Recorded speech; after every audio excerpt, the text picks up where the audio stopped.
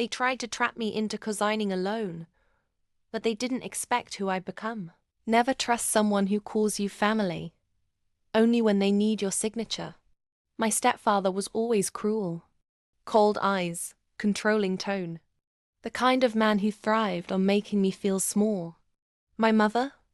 She played along, smiling in public, silent in private. They never showed up to my graduation, never called on my birthdays. But suddenly, after years of silence, I get a text. Come to the bank with us. We need your help. Curious, suspicious. But I showed up. Big mistake. Or so they thought. The moment I walked in, something felt off. They were too nice, too rehearsed. The manager greeted us and motioned toward a private meeting room. That's when they dropped it. They wanted me to co-sign a $200,000 loan. No explanation, no apology. Just entitlement. When I said no, my stepfather's mask cracked. His voice dropped. His grip tightened around my arm. You owe us. That's when it happened.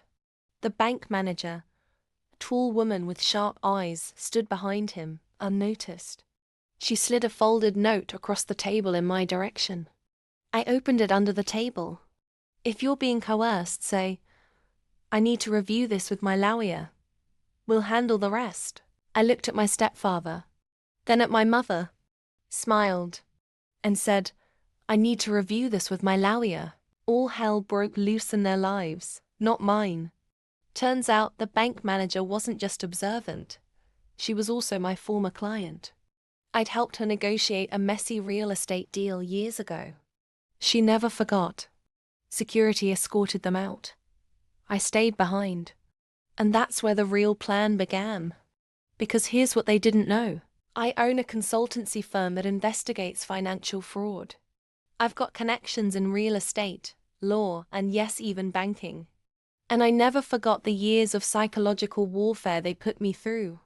Over the next month, my team started digging. Quietly, legally, strategically. We uncovered 3 fake businesses in my stepfather's name. 2 with my mother listed as a silent partner.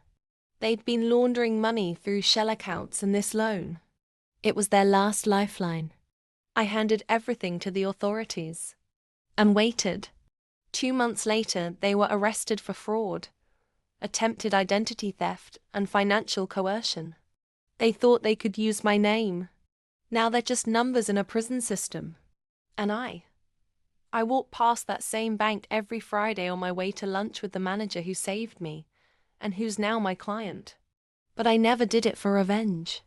I did it for the younger me, the girl who used to think staying quiet kept the peace. Hit that subscribe button if you love true stories with twists, comebacks, and unapologetic justice.